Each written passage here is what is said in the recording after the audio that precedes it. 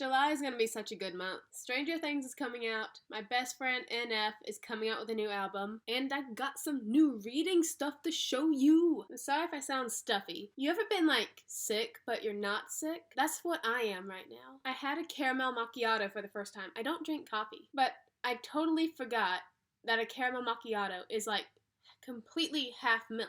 And I'm lactose intolerant. So then my throat closed up for like 2 days. So I'm recovering from that. Anyways, guys, welcome to my June wrap-up. I read 8 books. Wait, nope, I read 7. And I think it's time for me to tell you what I thought about them. In the order of least liked to best liked. Okay, I DNF'd a book. And I feel bad. Because it was funny, but it was confusing. Which shouldn't be surprising considering the author. I DNF'd Good Omens. Right here. This is how far I got. I mean, I love the premise of this book. An angel and a demon. Both of them are just extremely hilarious characters that I do love. They're trying to stop the rapture because there's no sushi places in heaven. I get that. But they can't find the Antichrist. So full points for characters. I love them. Love them. But this book was so British and it just...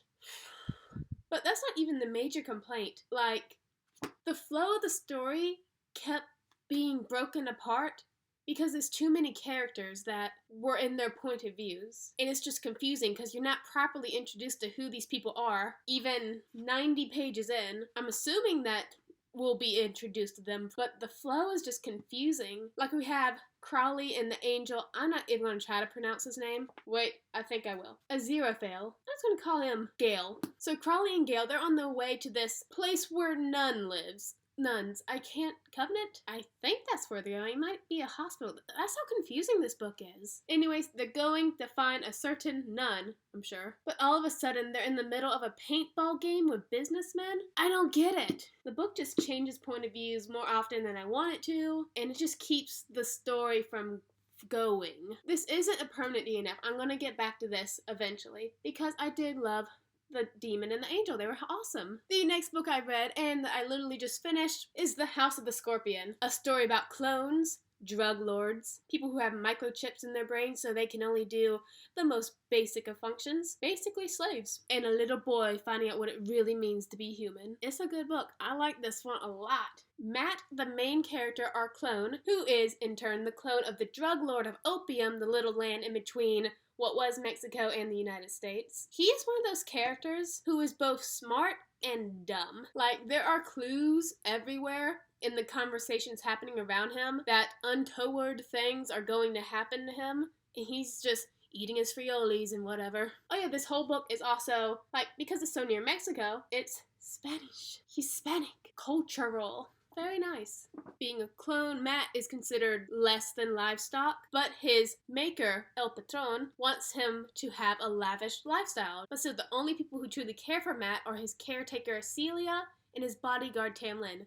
Tamlin is my favorite character, besides Matt himself. Because he's being raised up to be the successor of El Patron and the whole drug organization, it's interesting seeing Matt trying to pretend to be something he's not. He already feels like he's not human, so he might as well be a jerk. The people of the house, they hate clones, so they ignore him all the time. But whenever El Patron is around, they have to, like, suck up to Matt. And Matt, he pulls a Casey move. He abuses his authority. There's a sequel to this book called The Lord of Opium, and I'm gonna look for it. And this book, for, like, the first 20 pages, it starts out as, like, The Room, which is another book I read this year. I gave it 5 stars. I loved it. But then we get into some real sci-fi stuff, and it's just really, really cool. The next book I read is Ready Player One. I don't have a lot to say about this. I gave it 4 stars. I like it. However, of course, it has a lot of 80s references, and I don't know the 80s. So there are times where I'm just, like, zoned out because I have no idea what they're talking about. Like, there's this whole chapter with our 2 characters, Wade and his friend H. Fun fact, I am so glad they told us in the book how to pronounce A-E-C-H, because I kept calling him Ack. But H and Wade are just talking for a whole chapter about this movie called Lady Hawk, and I'm like, why am I here? So essentially, the earth is awful. Humanity is awful. The economy is awful. And people escape into the online oasis, where everyone can just come together and live whatever lives they want. But when the maker of the oasis dies, he sends out a video to everyone saying that he has hidden in the game an Easter egg. You find the Easter egg, you'll get I think it's like $240 billion and all of his estates and all of his technology and stuff like that. Oh yeah, all his business assets too. You're gonna be stinking rich. Stupid rich. And people are willing to kill IRL or not IRL. It was entertaining book. I sort of like the rags to riches story because our main character, Wade, he starts out as literally nothing. He's so poor he can't get off the planet that he basically spawned on when he started the game. But as he starts to come into money on his adventures, it's just fun. We get all the drama when that money doesn't seem to stretch as far as it used to. I do have a few complaints. Like I said, the 80s thing, all those references. That's not the book's fault, that's my fault. It's a preference. But also, a bunch of the trials in this game are reliving movie simulations, and that's boring, especially if you haven't seen the movie. And this is a thing where I'd be like, oh, this would translate really good into a movie form so we could see it visually. Well, I haven't seen this movie either, so I don't know if it did. Great book though, very captivating. The villain actually did what he said he was gonna do in one of his monologues, which I applaud. And also, this is one of my favorite book covers. And the next two books I read are the Masters of Verity duology. I gave you 5 stars, and you deserve all those stars. You can go sink in a lake. I didn't like our dark duet, but this Savage song, you played my heart right out of my chest. I don't know. In this Savage song, we have a romance-free book and some stellar friendships with people who, thought like real people. Especially Kate. I love that girl. One of the best female protagonists out there. So, in the Savage song, we have the city of Verity. It is divided in half. The North and the South. The North is ruled by the Callum Harker family, Callum Harker, C. Harker, and his daughter, Kate Harker, Ruthless. In the South, we have the sweet Flynn family, and these Flynns, they adopt Sunai, one of the most powerful monsters out there, into their family, so they can all kill the other monsters haunting both sectors of the city together. Family bonding! But of course, the Harkers and the Flynns hate each other, out to bring the city back together, either under heel or under peaceful negotiations. If you're Flynn, that is. If you're Harker, you shoot and you don't ask questions. Flynn decides it's time to send his Sunai son August over to the North School, see if they could get to know Kate, see if she's an easy target to take for hostage, to force Harker to surrender and stuff like that. Really political stuff. Smart moves. But of course, they be friends. Friends till the end. Squad goals. Seriously, I loved you. Oh my gosh. Best main characters ever. I loved it. August is my baby. Shy and reserved guys are my weaknesses. You guys know how I feel about Wolf. Shy, reserved guys who could kill you. Those are my dudes. This book is very fast-paced, so I loved it. Like every other 2 chapters, something new is up. And the major villain, he's basically evil for the sake of evil, but he does it in such a creepy way that I love it. Our Dark Duet, it has some good points, like that villain I just mentioned, we had some of his point of views, although someone was missing from these books, and you wasted pages at a useless training montage that never came to fruition, and you ruined some character development and ruined the world building, but it's blue. Okay, the next 2 books are a middle grade series, The Dreadful Tale of Prosper Redding and The Last Life of Prince Alistair. These books were hilarious, and they are not plot heavy. Well, this one isn't that plot heavy.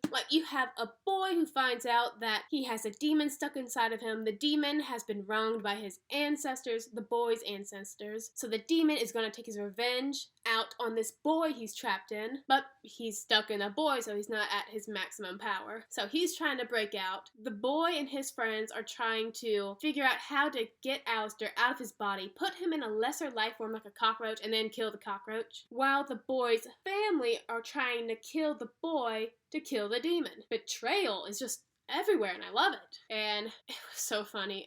I was constantly laughing in this book. It's not like there were jokes. It was just the situations that were happening. Alistair, our demon friend, mistaking an orange traffic cone for a hat and wearing it while he wrapped an orange flag around his neck like it was a cape and just parading down the street. That's funny to me. And he started talking with a traffic light, like it was some type of blinking cyclops. So if you look at this cover, it's not a spoiler to say that they go to the underworld. They go to the underworld. And while they're in the underworld, Alistair finds out that there's something totally awry with his kingdom, and he starts crying. And the boy, I can't remember his name. Oh, it's Alistair. Wait, no. What's wrong with me? It's Prosper. It's only on the cover. Anyways, Alistair starts crying, and Prosper's like, hey, buddy, calm down. Hey, look.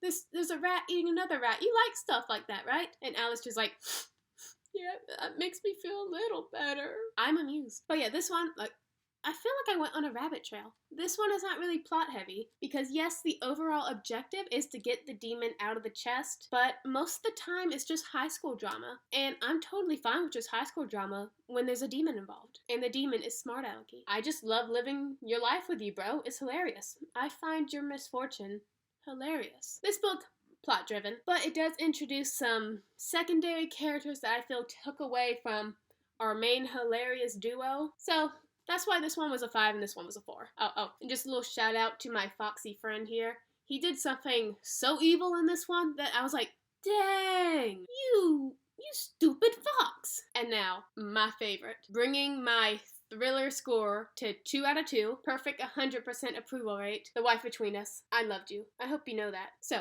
I've read Greer Hendricks and Sarah Pickinen's other book, An Anonymous Girl. Love their writing style. Didn't like the ending in that book so much, or how the conflict was resolved, but I loved their writing style enough and their storytelling that I was like, yeah, I'll buy this one. So glad I did. I love this. So if you guys listened to my last TBR for June, I got the summary for this book completely wrong. Don't ask me what book I was thinking about in my head. I don't know. But The Wife Between Us is about an ex-wife stalking her replacement, following this obsessive need to make sure that this wedding does not go through. That's really the most basic thing I can tell you about this story, because with thrillers, you can't say much. But I will tell you that there is a trigger warning for, hey, shh, shh, shh. What's wrong with you? Are you miming? Come on, I have to. The trigger is... Oh! Dang, you're right. Wow, you're on your own. Now, I gotta admit, for the thrill or the suspense part of it, it's not that intense. It's just a very interesting, gripping story about these two women, and I cannot recommend it enough. Like, this just makes me want to go deeper and deeper into the thriller genre. Ah, I'm so strong. Marvel at my biceps. Yeah. They actually look nice. Anyways, guys, thank you. I don't know what to do, but happens every time. Well, it was Good Omens, so do I really care? He's fine. He's fine. Thank you guys for watching. There's not going to be a July TBR per se. There's going to be something a little special for that one. I will let you guys know I plan on reading The Priory of the Orange Tree. I love this cover. Wait, is that a face in the sky?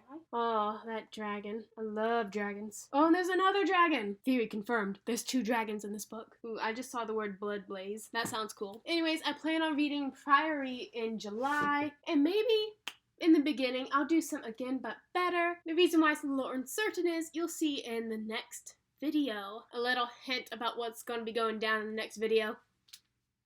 There will be markers involved. I think you guys will like it, especially if you like markers. Alright guys, that was my June wrap up. Thank you guys so much for listening. Comment below on why I should keep reading Good Omens. Is Player Ready 1? Is Ready Player One a good movie to watch? Because I sort of want to watch it now. I'll see you delightful ladybugs and dragonflies later. I'm Casey, and you're beautiful.